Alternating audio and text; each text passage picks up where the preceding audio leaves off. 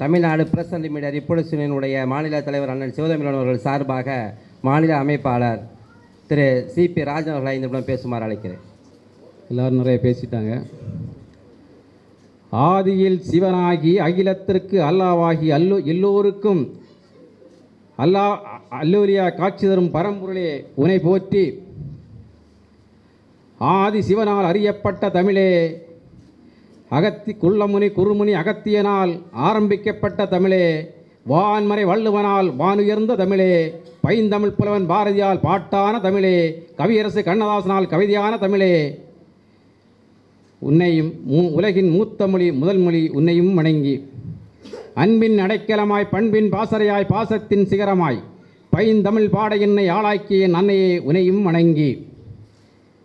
அருமை பெரியோர்களே, இங்கே மேடையிலே வீற்றிருக்கக்கூடிய சிறப்பு விருந்தினராக இங்கு வருகை தந்திருக்கக்கூடிய ஸ்ரீ ஆர்.எல். தனபால் உடையார் அவர்களே உங்களையும் வணங்கி, காவல்துறையினுடைய மிகப்பெரிய பொறுப்பில் இருக்கக்கூடிய சிலை திருட்டு பிரிவினுடைய எஸ்பி திரு ஆர். சிவகுமார் ஐபிஎஸ் அவர்களையும் வணங்கி, இந்த விழாவினுடைய கதாநாயகன் எங்கள் அருமை சகோதரர் தடயம் பாபு அவர்களையும் வணங்கி, என்னோடு இங்கு வருகை தந்திருக்கக்கூடிய எங்கள் அமைப்பினுடைய துணைத் தலைவர் சிவராமன் மற்றும் பொருளாளர் சேகர் மற்றும் எங்களுடைய இளவல் பி.ஆர். ராஜி, இன்னும் எங்களுடைய தென்சென்னை மாவட்ட நிர்வாகிகள் அனைவரையும் வணங்கி என் பேச்சை துவக்குகிறேன். எனக்கு இங்கே 5 நிமிடங்கள் கொடுத்துருக்கிறார்கள். கைதட்டுங்களா ஜோரா. இவ்வளோ நேரம் அமைதியாக இருந்திய, நான் தான் கேட்டே இருக்கிறேன், யாருமே அதை பற்றி இல்லை. நல்லா தட்டுங்க. ஏன்னா நான் பேசி முடிச்சோன்னு நீங்கள் தட்டுக்கலாம் எனக்கு தெரியாது. அதில் முதல்ல வாங்கிக்கலாமே ஒரு ஆசை தான். நன்றாக ஒரு விழா 1000 ஆண்டுகளாக அகிலமே போற்றுகின்ற அன்னை தமிழ் நாட்டினுடைய தலைநகராம் சென்னையிலே இங்கே நடைபெறுகின்ற இந்த முப்பெரும் விழா தமிழ்நாடு அனைத்து பத்திரிகை மற்றும் ஊடக ஆசிரியர் சங்கத்தினுடைய முதல் மாநாடு. தினமலர் முன்னாள் ஆசிரியர் ஐயா முனைவர் ரா. கிருஷ்ணமூர்த்தி அவருடைய பிறந்த நாள் விழா. விருதுகள் தடயம் விருதுகள் வழங்கும் விழா. இந்த விழாவிலே கலந்து கொள்வதில் எனக்கு மிகப்பெரிய ஒரு மகிழ்ச்சி என்ன என்று சொன்னால், 28 ஆண்டுகளுக்கு மேலாக ஒரு அமைப்பை நடத்தி 40 வருடங்களுக்கு மேலாக ஒரு மூத்த பத்திரிகையாளனாக இருந்து இன்றைக்கு பல்வேறு சாதனைகளை செய்து கொண்டிருக்கக்கூடிய தமிழ்நாடு பிரஸ் அண்ட் மீடியா ரிப்போர்ட்டர்ஸினுடைய மாநில தலைவர் டாக்டர் சிவதமிழன் அவருடைய சார்பாக என்னை இங்கே பேச அழைத்திருக்கிறார்கள் என்பதில் பெருமை அடைகிறேன். எங்களுடைய தலைவர் இன்று இந்த விழாவிற்கு வர முடியவில்லை. அவர் வெளியூரில் இருக்கின்ற காரணத்தினால் இந்த விழாவிற்கு நீங்கள் நிர்வாகிகள் செல்லு இதை சிறப்பித்து கொடுங்கள் என்று அவருடைய அன்பு வேண்டுகோளை ஏற்று இங்கே வருகின்றிருக்கின்றோம். அருமை நண்பர் தடயம் பாபு அவர்கள் முதலிலே பேசுகின்ற போதே ஒரு வார்த்தையை சொன்னார், சிவதமிழனுடைய வழித்தோன்றலாக நான் இருக்கிறேன் என்று. சிவதமிழனுடைய வழித்தோன்றலாக நான் இருக்கிறேன் என்று சொல்லுகின்ற போதே சிவதமிழன் எப்படிப்பட்ட ஆள் என்பதை நீங்கள் தெரிந்திருப்பீர்கள். மிக நேர்மையான ஒரு பத்திரிகையாளர், ஒரு துணிச்சலான பத்திரிகையாளர் மட்டுமல்ல, எதையும் எப்படியும் சமாளிக்கக்கூடிய திறமை பெற்றவர். அதே வழிதான் தடயம் பாபு அவர்கள்.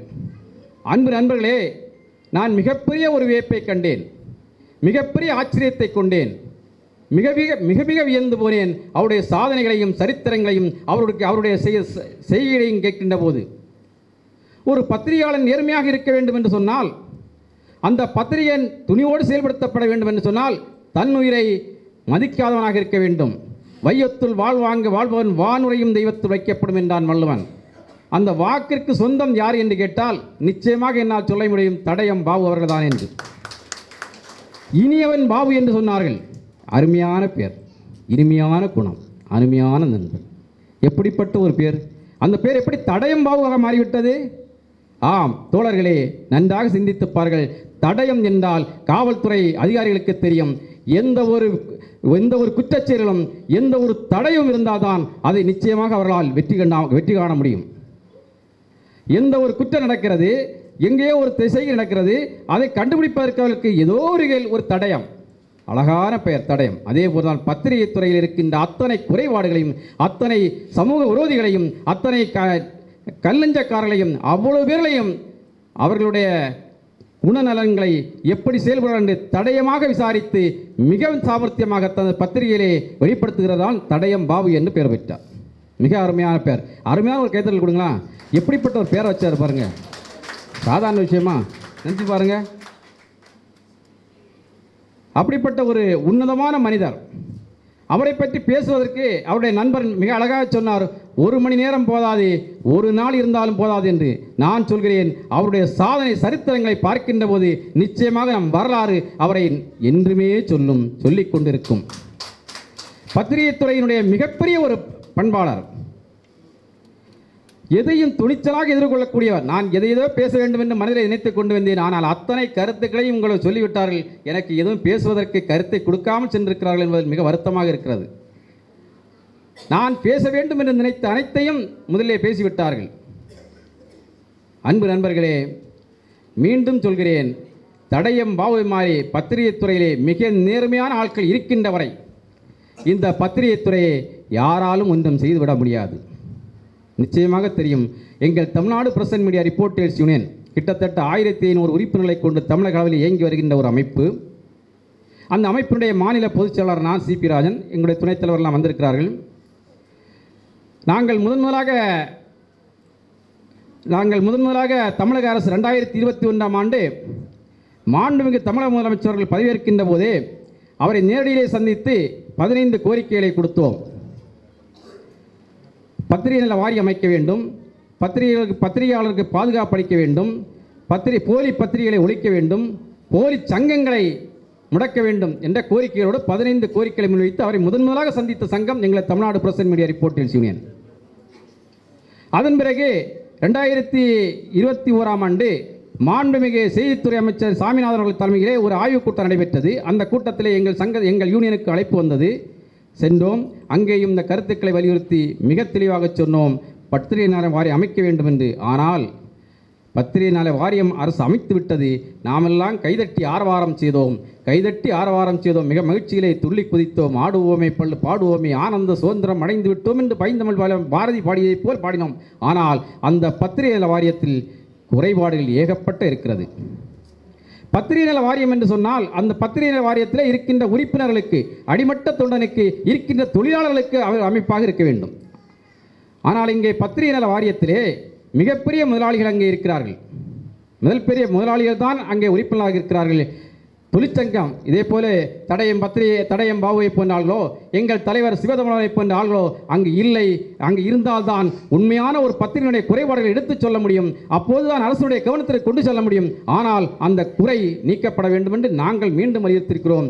மீண்டும் தமிழக மாண்பு முதலமைச்சரை சந்திப்பதற்கு நேரம் கேட்டிருக்கிறோம். ஒதுக்கி தந்தால் நிச்சயமாக இந்த பிரச்சனையை எடுத்துச் சொல்லுவோம். எனக்கு முன்னால் பேசிய அருமை நண்பர் பத்திரிகை சங்கத்தினுடைய சொன்னார், பத்திரிகை துறையிலே இப்போ சமீபத்தில் நடந்த ஒரு செய்தியை மிக அழகாக சொன்னார். நேசப்பிரபு அவருடைய விஷயத்தை சொன்னார். நேசப்பிரபு நிச்சயமாக தவறு செய்திருக்கிறாரோ செய்யலையோ அவருக்கு பாதுகாப்பு கொடுக்க வேண்டிய அரசுடைய கடமை என்று சொன்னார். அதை நாங்கள் வரவேற்கிறோம். நேசப்பிரபு அடிபட்டிருக்கிறார் என்ற உடனடியாக நாங்கள் தலைமை காவல்துறை இயக்குனர் டிஜிபி அவர்களை தொடர்பு கொண்டோம். யூனியன் சார்பிலே இந்த மாதிரி விஷயத்தை சொன்னோம். உடனடியாக அவர் நடவடிக்கை எடுப்பதாக எங்களை உறுதிமொழி அளித்தார். சொல்லி 1 நிமிடத்திலே அவர் சவுத் சோனினுடைய ஐஜி திருமதி புவனேஸ்வரர்களை ஸ்பாட்டுக்கு அனுப்பி அங்கே விசாரிக்க சொல்லி ஆர்டர் போட்டார் என்பது எங்களுக்கு கிடைத்த ஒரு பெருமை. பல்வேறு போராட்டங்கள் நடத்துகிறார்கள். பல்வேறு போராட்டங்களுக்கு மத்தியிலே வாழுகின்ற ஒரு சமுதாயமாகத்தான் இந்த பத்திரிகை துறை இருக்கிறது. இந்தியாவுடைய 4வது தூண் பத்திரிகை துறை என்பார்கள். ஜனநாயகத்துடைய 4வது தூண். நீதிமன்றம், சட்டமன்றம், பாராளுமன்றம் 4வது தூண். இந்த 3 மன்றங்களும் செய்கின்ற குறைபாடுகளை, செய்கின்ற நிவர்த்தி காரியங்களை சரியாக இருக்கிறதா என்பதை ஆராயக்கூடிய ஒரு துறைதான் பத்திரிகை துறை.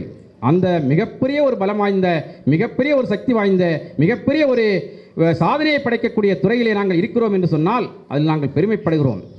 ஆனால் அதைவிட எங்களுக்கு பெருமை, இதே போன்ற துணிச்சலான ஒரு பத்திரிகை நிருபர், பத்திரிகை ஆசிரியர் எங்களிடத்தில் இருக்கின்ற போது, இவரை போன்ற நிறையவர்கள் இருக்கின்ற போது நிச்சயமாக இந்த பத்திரிகை துறை மேன்மேலும் வளரும் என்பதில் எந்தவித சந்தேகமும் இல்லை.